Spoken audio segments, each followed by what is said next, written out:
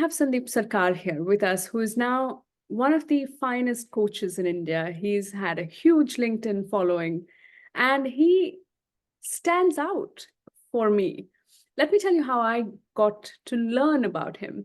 When I saw his posts consistently, elaborately written with the utter fundamentals of life, that was what really brought passion and joy in me to read these posts. And I think you should too. Go follow him on LinkedIn, that's for certain. But on the other hand, also his passion, his experience for resilience, his passion for bringing back from a difficult situation, from crises, from conflict is something that is not only graceful, but also nuanced when you see it from his perspective. I hope this bio does justice to our superbly intelligent guest. I'm very excited to have Sandip on our show. Sandip, thank you for joining us today. Thank you so much, Avanti, and I wish what you have said a lot many good words. I wish I really deserve them. Of course, fundamental things are fundamental is fundamental and simple is simple. I think we have a lot of understanding around. So let the discussion flow. I think we will catch up somewhere. But again, thank you so much for giving me this opportunity to come and speak to you and everybody, to all your listeners. Thank you. My pleasure. And I think the idea of you bringing in your experience from serving in the army for more than 3 decades to then coming into a space of revival, of moving that stuckness into action, I think that is what really caught my eye. When we talk about starting a new chapter in life, recovering from a hardship, that is when we talk about a term called resilience. And who knows it better than you, Sandeep? But the idea of us building our resilience is something that I'd like to explore with you today. Not everyone is born with resilience, but that is something we should be doing, especially in this very, very highly charged situations that we're in as of today. So take us on this journey, please. Sure. I think, as you have said, while your discussion started with that, resilience is a very, I mean, all these words are very nuanced, very, very nuanced. They are a kind of layered and a very, very susceptible to interpretation and interpretation at varied distance. Somebody sees it from 1 arm distance, somebody sees it from kilometer apart. Somebody looks up and sees, somebody looks down and sees, and each gives a different color and flavor of these words called resilience.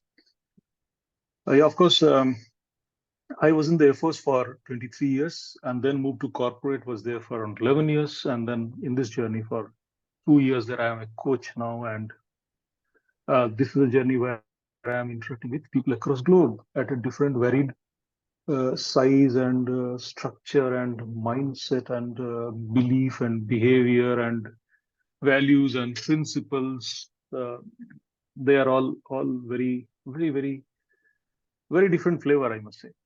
And like season, each flavor, takes you a little ahead in your journey, because once you get into it, then you learn a lot.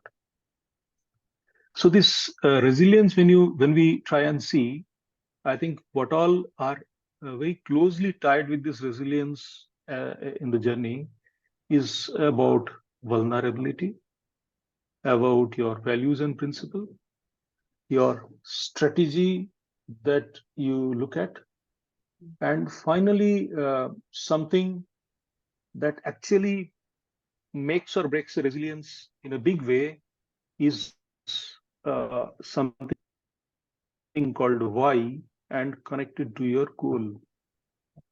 So by that, what I wanted to say is that you start from a point, then you go towards a direction, and en route you have something to support your journey.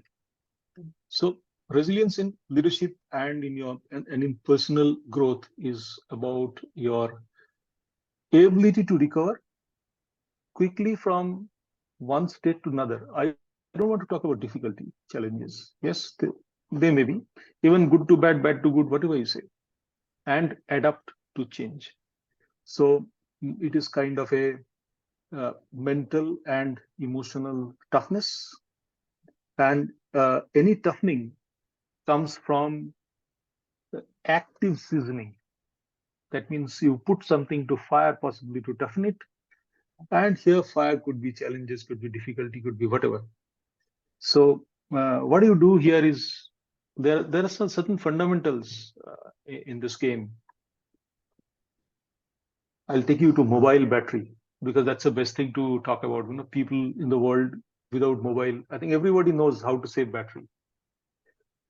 You don't charge your battery more than 80% in general. You don't allow discharging of a battery less than 20% in general, and you try and regulate your charging discharging time. I think this is in a nutshell my understanding of resilience. That you don't even you conserve your energy and balance it in such a way that you never go over than the limit that you set for yourself.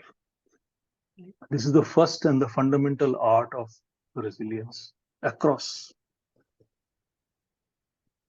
And then there are some aspects of resilience one can talk about is, of course, adaptability, how you take it, adjusting to strategies, plan the response, all that. Perseverance. You feel good, you feel bad, you feel happy, you feel unhappy. You are into trouble, you're not into trouble, you're traveling light, you're traveling heavy. So what? You're in the game. So that is what comes from resilience. Pursue your goal despite whatever comes on your way. Optimism, that you have a hope and keep your hope alive. And once you have hope, things will happen. If somebody is hopeless, nothing much will happen. So this is one of the very important element of resilience. And keep learning. There's a misnomer here uh, connected to learning. The people say that you learn from your failure. I mean, I somehow don't believe in that. That means I need not to fail to learn. This is what I understand. So learn from whatever comes on your way. And each season has got its own flavor, whether it is winter or autumn or whatever. And they comes to serve with a purpose. So as long as we remember that, we are always in the game. I love that. I have a question though. When you say that we don't charge our batteries, going back to that anecdote, 80 and 20%, coming from an army background, coming from the experience that you do, Sandeep, how do you think that layman can practice resilience and challenge their boundaries? Good. So, you know, there is a tendency to stretch. And it is like this, that maybe when you are doing, say, mountaineering and you travel a distance and you see the peak, and then there is a common tendency to pull in all the source and just give it a try. So, what is most important in the face of threat is to conserve your energy while utilize the same energy to get going. So it's a fine exercise first to understand what is balance and what is integration, and then apply that in your life to pick the best which is suited at that moment of time. Brilliant. So when you want to conserve your energy, never allow yourself to be overcharged, never allow yourself to be undercharged, deep discharge, so that you need much more energy to come back to the same stage. And your body undergoing such ups and downs when they're in huge magnitude, you're likely to damage yourself more, like a battery. So number of charging and discharging cycles are deciding what is going to be a life of a battery. So is your life. So use it with all finer understanding of conserving your energy at every point of time. While you know it well, that you need to expand, you need to utilize that energy to get going. So it's a balance. And what I love you saying was that you don't discharge further than 20%, right? You at least have 20%. It's like the fuel tank where you have the E, you shouldn't go lower than that because you need more energy to come back. Yes. Let's pick this a little bit, Sandip, because I think this is important for people to understand, or for us to understand, that there are ways that we continually pull ourselves down, right? And discharge ourselves further. If there were some examples of things we do to ourselves, what would those be? I mean, we can talk further from there. You see, there are two ways one can look at this exercise of charge, retain, discharge, whatever. That is two ways means. One is the fundamental way, which is very, very simple, yet a core of everything. And the other one is, which is called, probably you can call it a strategy. And the other side is all about tactics, which is about a short-term action that you take to make quick changes. And nobody in this world could ever tell what is most important out of these two. So the wise people say that you need both. And the only caveat is where you have to be strategically there. You can't be tactically present to get the same benefit, and vice versa. So why I said this is, in life, you need to do something called fitness. Okay. And that fitness will keep you there always, fundamentally. And then on top of these fitnesses, you need to have certain strategies or tactics or approach. Those you need to adapt to come out of a situation. So if I start elaborating, it will look like this, that when we talk about fitness, it is about, say, fitness of body, fitness of mind, and fitness of values and principle. So these three are three fitnesses. And then there is a fitness called purpose, fitness of purpose. So once somebody practices these three or four fitnesses, they will ensure that your life sails through and you are in the game. So four pillars of fitness. And fitness of body involves, your body machine. I think we mostly do that. Somebody does running, yoga, meditation, physical fitness, exercise, gym, whatever. So body as a vehicle. Body as a vehicle means whatever you're delivering in this life, the body acts as a vehicle, because it has to be fit. Then only you can deliver. If you want to be a leader, great leader, you need to be somewhere fit. Physical fitness is not about ability and disability. I'm not talking about that. I'm saying the body as a vehicle can deliver what you want to deliver, support you in the journey. Then comes his mind. Mind as a vehicle. If you're not mentally fit, nothing will happen to you, right? Cognitive thinking, your emotional skill, your navigating complexities, information processing, managing emotion, mentally, psychological well-being, everything you talk about. This mind acts as a vehicle, and that is important. Then comes your values. Values as a resource. So between in a journey from point A to point B, you use your vehicles, or body or mind. You use resources. Value comes as a resource, navigational resource. So there your mind brings in your So your values brings in your critical decision making processes. You face so many dilemmas in your life. Right. What should I decide uh, at this moment of time? How do I decide at every crossroad? So your value gives you that moral, that compass kind of a thing to tell what to do at that point of time. And your journey is decided by your purpose, which works as a North Star. So these are four pillars of your fitness. And integrating them is actually going to make your journey powerful and possible.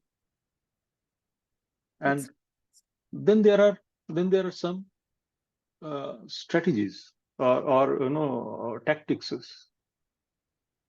like your discipline, like your motivation, like your routine, like your rhythm, like your map, like your compass. So at some point of the discussion, we will uh, reflect all this. So this is a fundamental approach to life, and I would have possibly picked up some of those points, saying get up early, go to sleep late, all that. So I do not believe in all this. What I wanted to say is that you invest in your fundamentals so that you're in the game. Uh, don't get into this allopathic medicine straight away.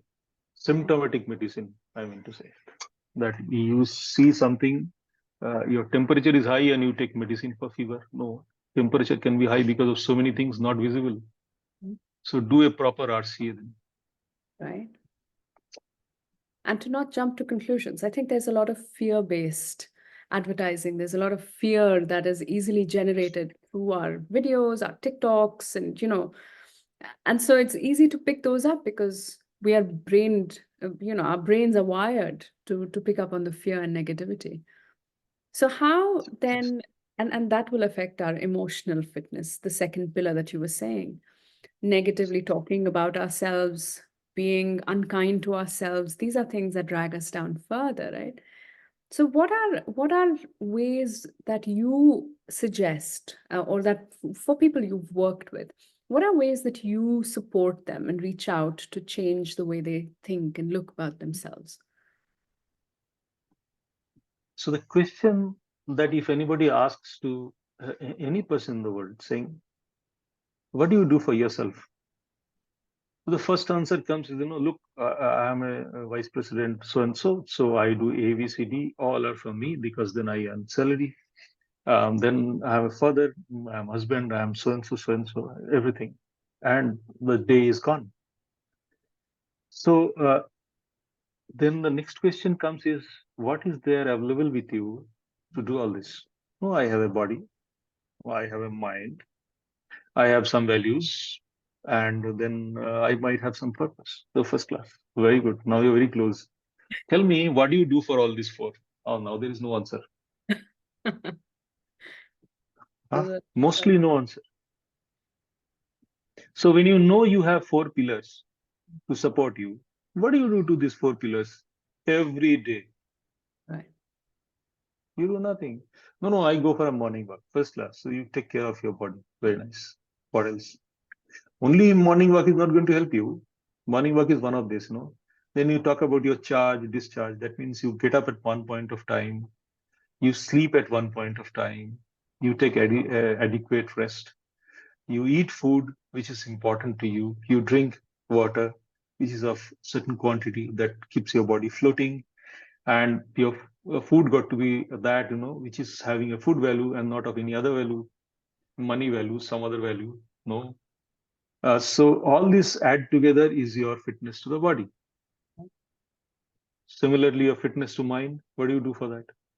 So I am very thoughtful. Oh, that's very fine. Philosophically, you're thoughtful. What do you do? What is your investment? Most successful people invests maximum time to focus their mind, because that is a single source of all distractions across the globe, and that spoils your decision making in the entirety. That's a big So statement. you need to practice thousand no's to focus in one place. For that, you have meditation, you have mindfulness, you have grounding exercises, all to keep your mind fit and fine, healthy. And like, there is one simple advantage of if you ask anybody what is overweight, they will tell, no, my standard weight is 65 and I am at 75. So overweight. Very nice. Unfortunately, this understanding of over is limited to only or related well to only the body. Overweight, overeating, all these are very clearly understood. What about over in mind? So there is something called thinking and there is something called thought. So you have a reflex comes to your mind or your gut flashes something in your mind, that's thought. And you make monster out of that thought becomes your thinking. Who is going to control that? It's your mind. So in the process, you discharge your battery. Absolutely. So it becomes important that you do your meditation well, your grounding exercise well, and every day, every day. And then you go to your value. So I leave my value. So wonderful. Can you please tell me what are your values? So values, so easy, there's that A, B, C, D, perseverance, discipline, motivation, so many, integrity, honesty, so many. Can you please give 3 examples to yourself where you lived your value? Now, this is the first shock coming. So maybe 3 examples can come, and then, okay. So uh, how are these values serving your purpose? Right. Oh, no, no, no. What is purpose? Everybody knows purpose. So this is the fourth one and the most nuanced one. Everybody knows purpose. No, my purpose is A, B, C, D, E, F. Okay, wonderful. So how you have found your purpose? Oh, it's somebody within telling me. So like that, we create a framework for ourselves.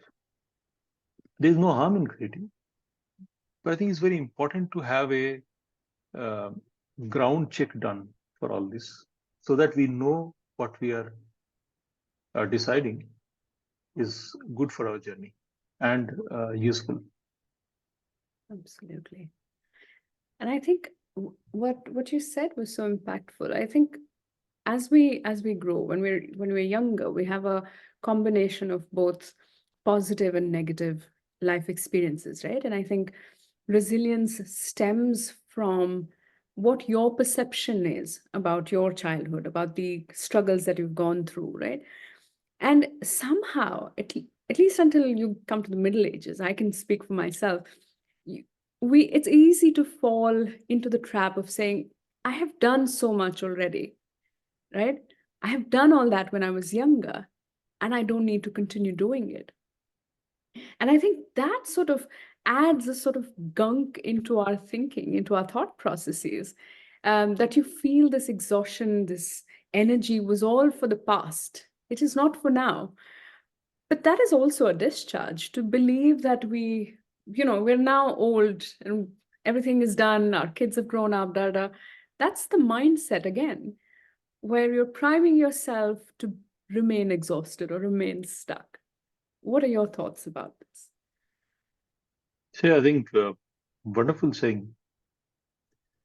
I think this is one of the fundamentals of life. I have learned in a very hard way that when you feel you know everything, I think that is a time you have sealed your downfall straight away, and that is a time within some time, if you're very fortunate, life will give you uh, feelers in some way or the other. Because this word balance must have come from universe. That everything is uh, kept in place, almost, I will say, automatic.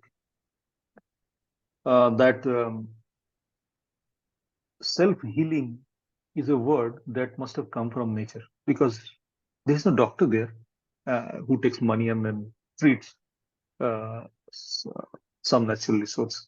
It has got it has got a way to heal. So that way. Uh, so this is what is one understanding. I can take my example. I think here,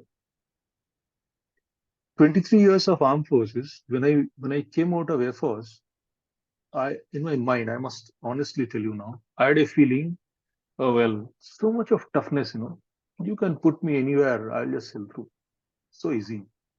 And great journey, great leadership journey. Indeed, that's an institution. So when I came to corporate, and the first free fall happened, that you sink little bit, and then you could found something niche down below, and then you somewhat stood there and then started moving up.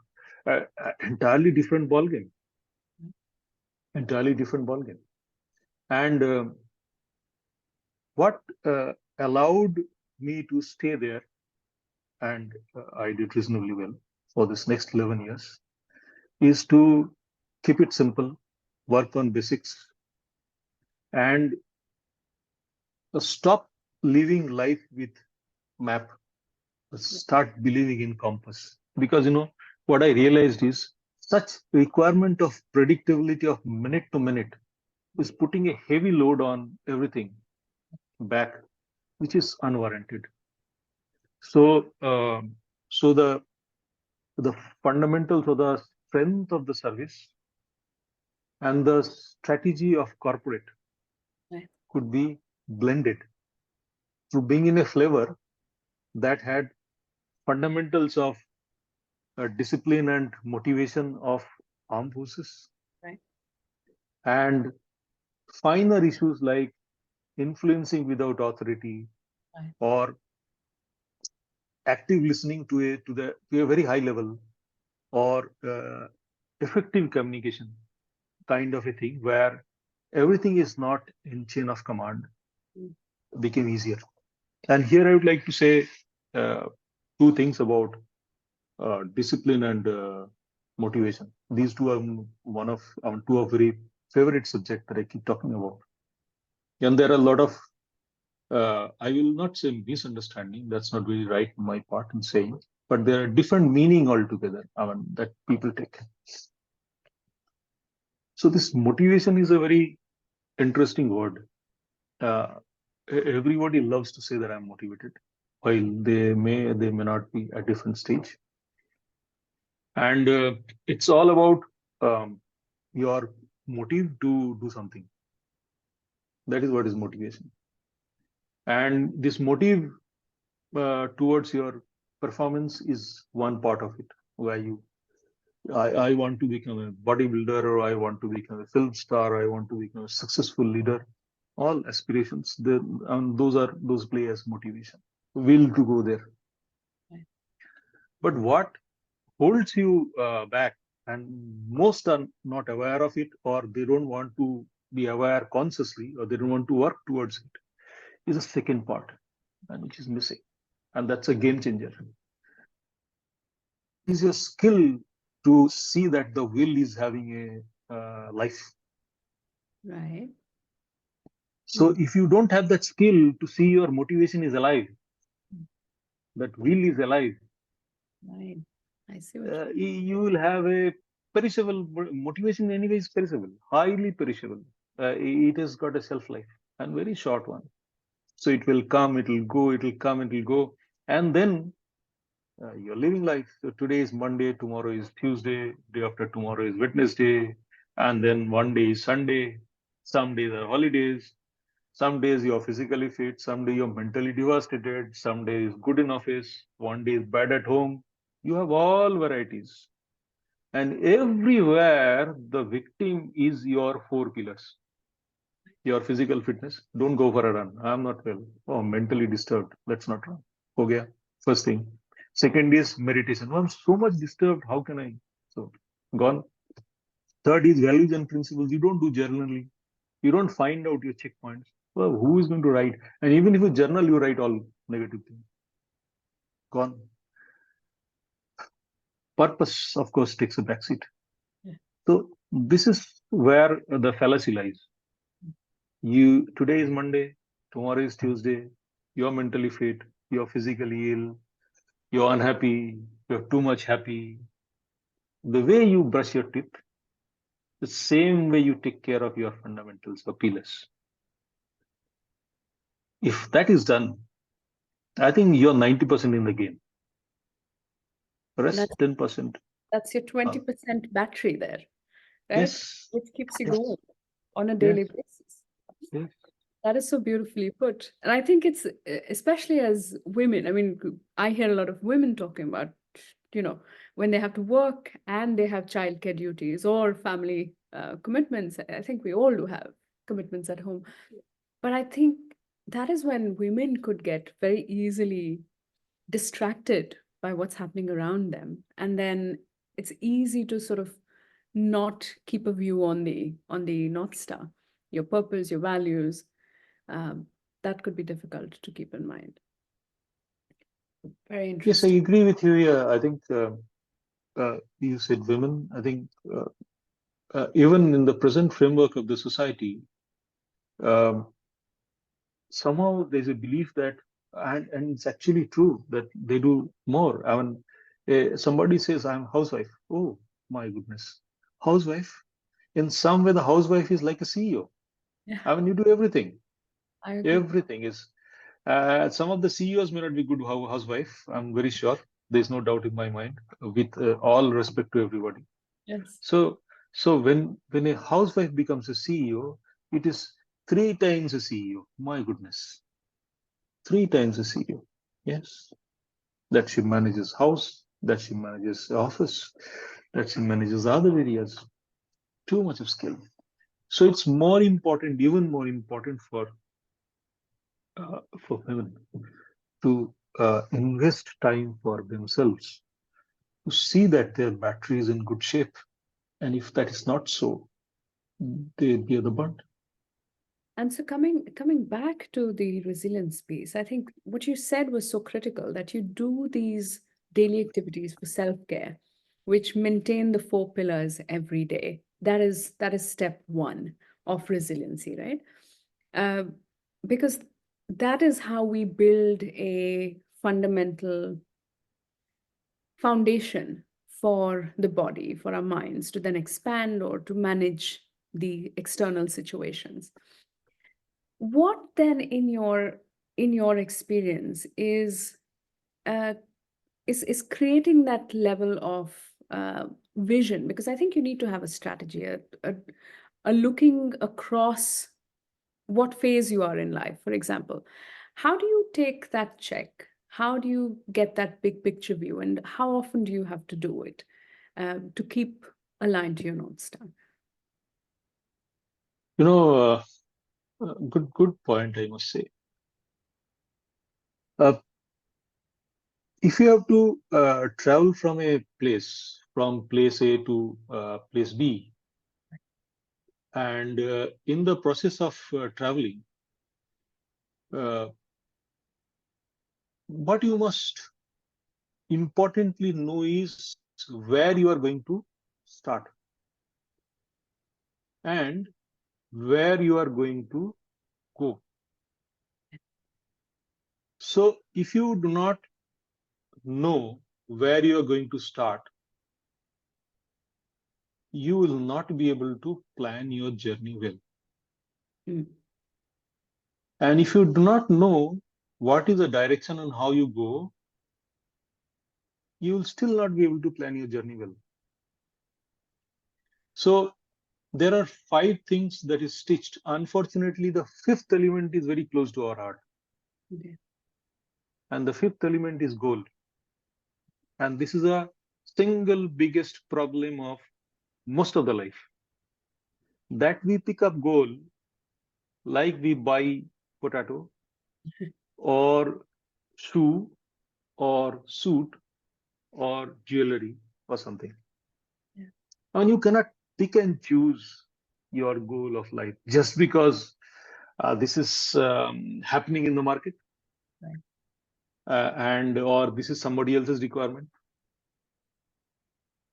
So if anybody has defined their life in a little systematic way, right from purpose, and then stitch it to the goal, then the journey becomes perfect. It makes a lot of sense. You are able to pick up motivation. You are able to build your habit to see that your or pick up your skill to see that the motivation is having a living. It survives. It becomes easier. How? In this entire game, you have your purpose, which is a North Star. It is telling you why are you doing something. And then you have your kind of a imagination around that why, which is aspirational at many times, that you call a dream, uh, which is which is kind of a picturization of that with aspirational desire, one can say, whatever. And then comes your vision, where you have more clarity on that picture, and you're able to paint few things, place few things on that vision board, which is your journey from 5 or 10 years hence. So you have now crystallized it. Right. And then you work on your delivery mechanism to see that how you, what do you do, how do you serve, how do you do, that becomes your mission.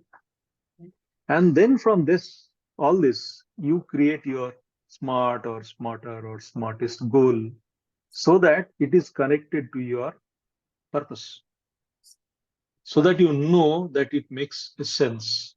Mm. And if you pick up something like this,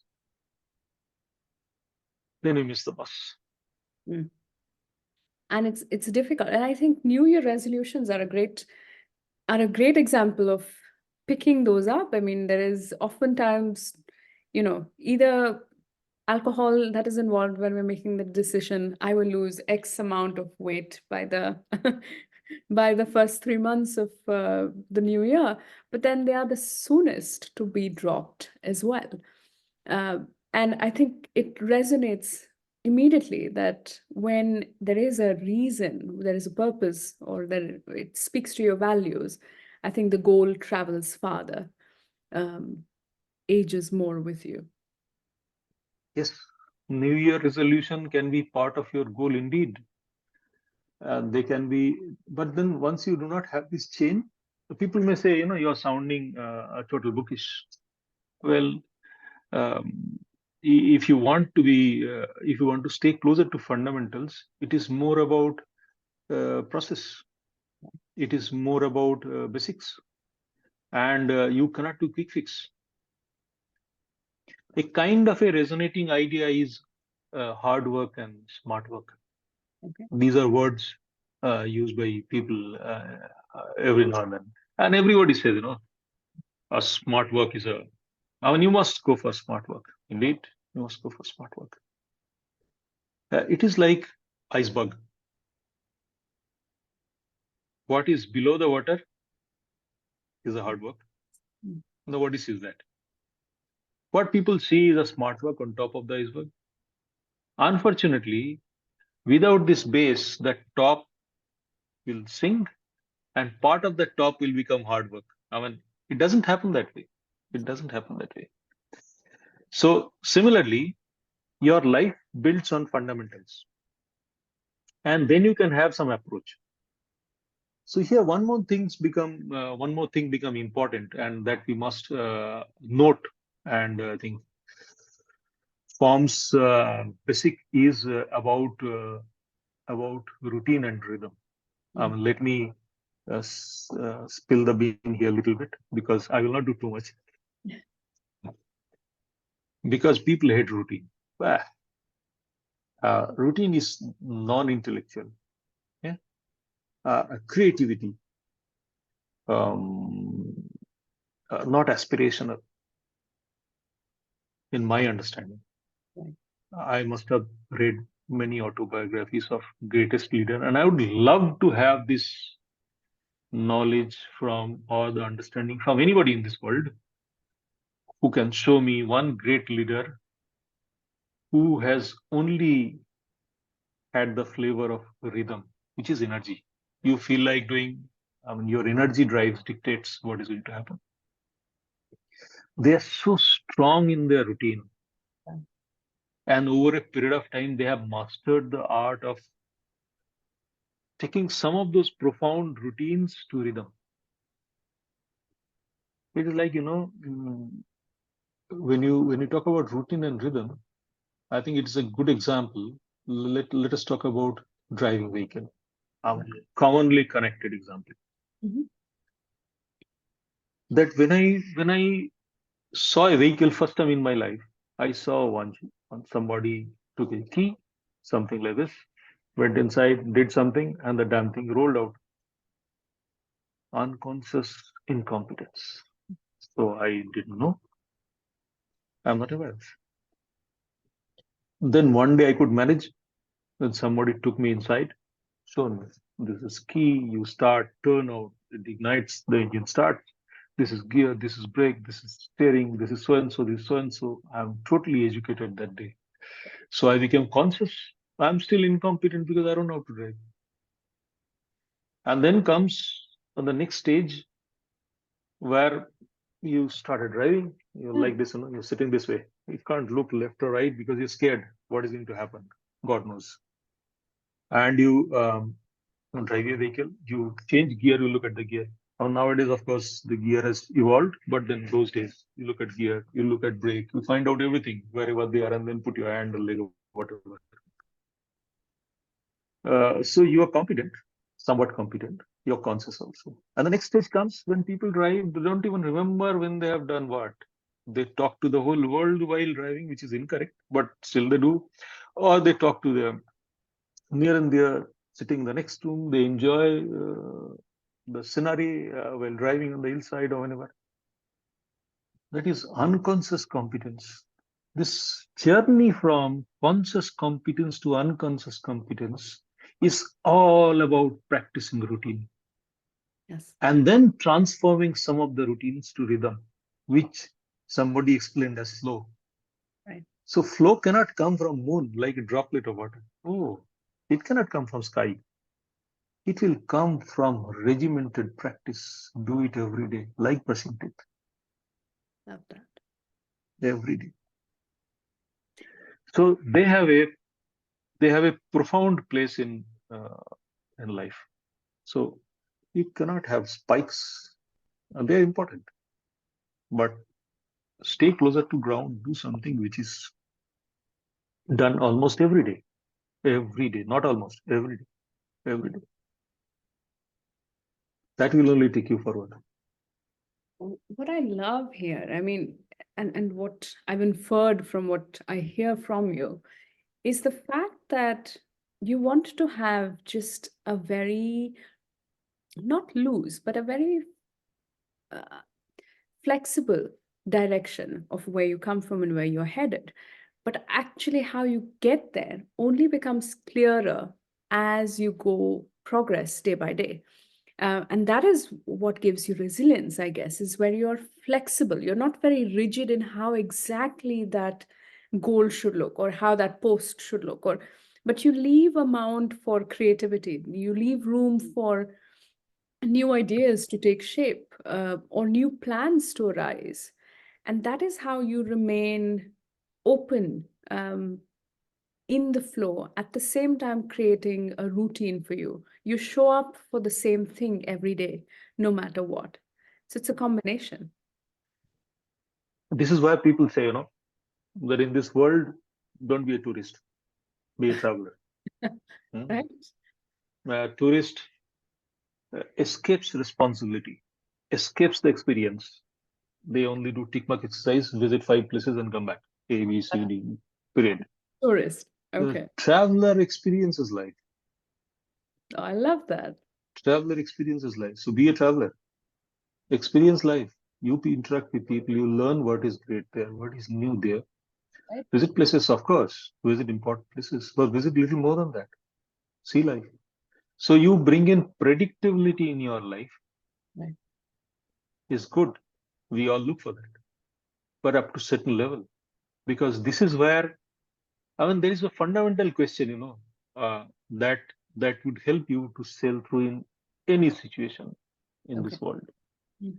And that fundamental question is, how much is too much? Mm. So if you ask this question to yourself, for anything you do, whether you love eating, how much is too much? Whether you love working, how much is too much? Whether you love reading, how much is too much? Whether you love running and doing only fitness to yourself, how much is too much? Whether you want money, how much is too much? I think answer to this question is not so clearly jotted down in any book of wisdom, because wisdom has got a single biggest challenge. I can give you whatever wisdom I've picked up in my life Right. straight away. But when they enter through your ear, it unfortunately translates or transfers itself to knowledge. I mean, I do not know what technology is this. Nobody can have wisdom from any other person. You can become knowledgeable. You cannot become wise from anybody else's wisdom. No way. I love that. So the only way is grind yourself. Go through the grind. There's no shortcut here. Most of your opportunities will come dressed in overall. There's oil, grease here, there. They're all work. Right. So, the God forbid person, those who are the God willing person, what do they say? God never gives you lollipop. God creates a scenario by which you can get a lollipop. And it is up to you to explore that scenario and go up to the lollipop. Oh, I No love that. lollipop will come to your mouth straight away. Right? Swing, it will come. No. God can never give you lollipop. Similarly, God never gives you money. Ab- Never. abs- God creates scenario where you can work hard, utilize all your potential, keep focused, stay on track, Yes. keep your basics alive, go towards your purpose, follow your values, do something good for others. So you get good from others also. And you go there. And in the journey, a lot of people get distracted because their focus is on money only. Money has to straight away come and in my pocket. Now there is no technology, it will come from there directly to the pocket. It will not come. So they're disappointed. And you said something very, very fun before we started recording, Sandeep. You said that uh, convenience and commitment are like Tom and Oh, Jerry. You oh must yes. say that again for me, please. Uh, Actually, it is so that your convenience and commitments are the two sides of a coin. That your commitment is your dedication, your persistence in pursuing goal, adhering to values, fulfilling responsibility, staying to your vision. It is your values. You when you face challenges, convenience starts with the ease, comfort, which actually you always find something. You always find excuses, find reasons to justify and um, and spoil it. So it is very there is an interplay here, and it is very, very, very important to remain committed and not get into the trap of convenience that you keep justifying every act of yours and give it a legal suit. Like, yes, this is what is right. And they are like Tom and Jerry. Why I'm saying? Because they are in a circle. Yeah. So in a circle means, what I mean. Who is running behind whom? Nobody knows And you have unless you to, stop running. yeah, and you have to constantly take Yes, notice of it to yes, see, take notice of it. yeah, Take notice of it. So they your bring, commitment is all about your fundamentals. right? Your convenience is all about justifying, excusing. The making comforts. you all right, Yeah. comfort. Social So you have media. to decide, no, what is important. Commitment also gives comfort, Right. but that's a different kind of a comfort Mm. that is long lasting, hard earned, remain with you for a long time. Right. I mean, it stays with you. There is one more fundamental difference between convenience and commitment. Mm. Commitment has got primary investment tool as your time, Right. your time. Right. And convenience has got a primary investment tool of anything other than time, which can be money, which can be power, it can be position, it can be anything in the world. I So love when that. you give your time, that is commitment.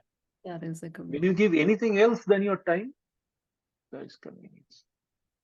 I love that. If I told my mom this, I think she will agree with it. She's in India and we're not in India.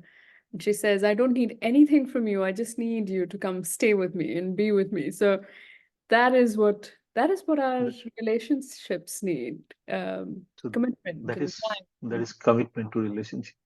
Yeah, Commitment. that is such a And these wonderful. all are fundamental understanding.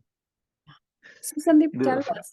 I mean, I think the whole coaching sort of scenario in India is currently growing at a very rapid pace. I mean, there are more coaches than I have known. Like over the last few months, I see an increment in how many people have moved to coaching. I mean, tell us a little bit about how coaching can play a part in our lives. And um, this, I think, is something that we need to talk more of in India. We are not used to going to coaches or therapists or psychiatrists. We're used to going to our bajwali auntie ke ghar or dadi ma who can help us solve our issues. But tell us a little bit about how coaching and coming to you to speak about life can help us. I think a couple of fundamental points before we get to that. I think as the world is moving forward, we are able to uh, identify, recognize, or be aware of challenges within and outside more. Right. I mean, they were there earlier also. People knew little less about them. Now, if something goes wrong at one side of the globe, the entire world knows about it in the next second. And in this method, what is getting communicated more is negativity and less of positivity. So the trouble, the problem, all this are getting. And some of us, with all respect, picks the negativity most. Right. Coaching is all about a forward-looking journey. I strongly feel everybody needs coach. Even I also have a coach who is mentoring me in this journey. I have used these words very mindfully. Coach who is mentoring me in this journey. True. Similarly, I think everybody needs uh, a coach in some way or the other because because of two, three fundamental pointers. The first is forward looking. The second is awareness. And the third is um, change and transformation.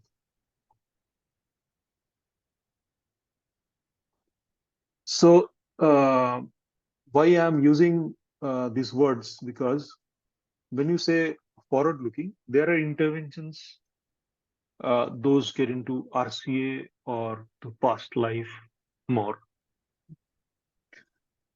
while coaching never does that. Uh, this second is about change and transformation. I think there is a big difference in these two, and very big difference. All changes are not transformations, and all transformations are some way changes.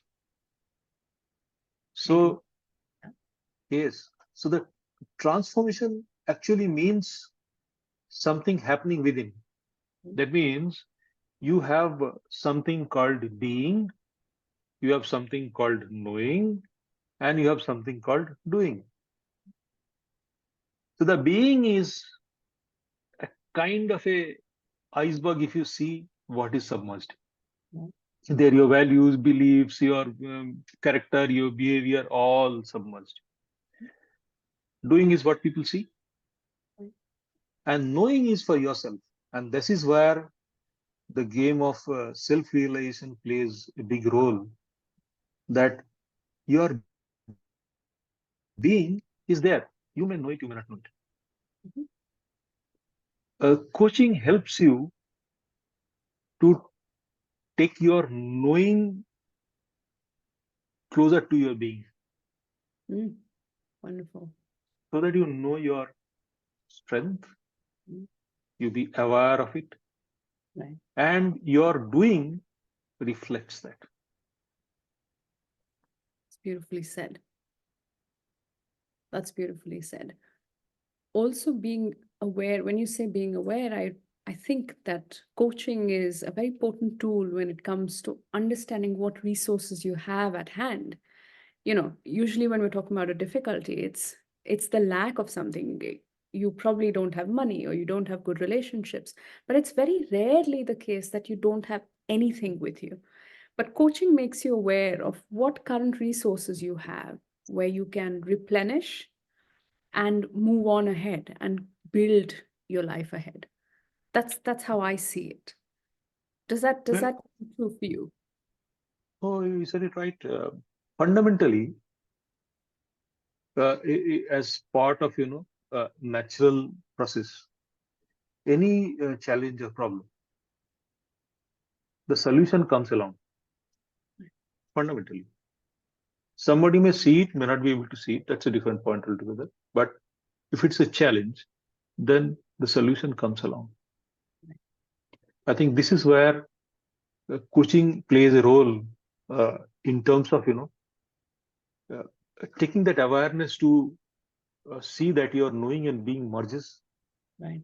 instead of uh, telling you how to do, mean, help you in doing fishing. No, Yeah. Tasks, right? you do not get into symptomatic problem solving. Right. That's not coaching, in my understanding. It is more about person and very less about problem. The external situations. I Yes, love love. yes, So if you more had, about person. yeah, sorry, go ahead. No, There I are said more about person. That's it. Yeah. because I feel like if there are three tips, for example, now that if someone wants to consider whether they want to be coached, what are questions that you would ask them? How would I know that I need to be coached? What are questions you would ask? You would ask me if now is the right time. If you know what is your challenge at this stage, if you know why is that challenge important to you, Right. and if you know when the challenge, when you have this understanding of knowledge or whatever, or uplifting awareness coming out of coaching, how will you know you have reached there where you wanted to? Love Because if you do not have answers to this, then you may have that golden flag or whatever you want to say in your hand, that. not knowing you have that in your hand. What's the purpose? I love that. Sandeep, I just want to say this hour has been less than a minute for me. And I'm very tempted to bring you back to do another session, and we'll talk about that and we'll see how feasible that is. But if we have to reach you, what is the best way that our listeners can reach out to you? Please tell us a little bit about yourself and where to find you. I think the most happening place is LinkedIn, where I'm available. So you search with my name, you'll surely find me. And um, I am more or less there every day almost. And what I have talked here, many of those things, in fact, all of these things, you will find in some post or the other. Um, I'm in LinkedIn for last 1.5 years. I started with around 2,300 followers. With all your love and blessing, I'm somewhere I should touch 90,000 today, maybe tomorrow. So Fantastic. that's a simple journey in this less than 1.5 years. All because what I said here, I did that there. Mm. Talk from experience. Sunday, Monday, yes. So when you preach and you practice and they converge, it becomes much easier again for you. You need not to think, what is the next action. Not too much. So that's a good way to find. And then of course I can be available, reached out to my email, which is Sandip Sandip Sarkar @soulpreneur.in, soulpreneur.in. Soulpreneur, who listens to the soul. So I'm trying to listen to my soul. So it's more of um, in the entire process, coaching myself to coach others, change myself to change others, and make a difference to me to make a difference to others. Because I do not believe in this philosophy that I can change others without changing me. Rather, I would say, change me, and in the bargain, many things will get changed. So that's easiest. Yes. Very difficult to do, but I think with discipline and resilience, doesn't look impossible. That's what you're saying, Sandeep. Yes. As long as you make it a part of your life, then you get used to, and it becomes so very easy. You brush your teeth. Do you? I don't think anybody does it mindfully. I mean, so mindfully. No, it happens. It's a different thing altogether. You do it every day, nobody knows. You don't do it, everybody knows. But then that's a different game altogether. We will not talk about that. But I'm just saying, Yes. you make this practice. Only practice can take you ahead, and practice regularly. Your commitment and your convenience have to be remembered. So have a routine and live a life better. So I say keep it simple, work on basics, live life by compass to make a difference. So all these first three are for me. Yes. That's how you live by it. Yes, all inward, not for others. That's brilliant. Sandeep, it has been such pleasure and honor to have you on the show, to have you share secrets that you've gone through, that you've experienced, and lessons that you have learned from. It's absolutely pleasurable, and we'll keep in touch. Thank you so much for this today. Thank you so much for giving me this opportunity. And since you have said secret, my 36 years of work experience, otherwise couple of decades of life, says they are all open secret.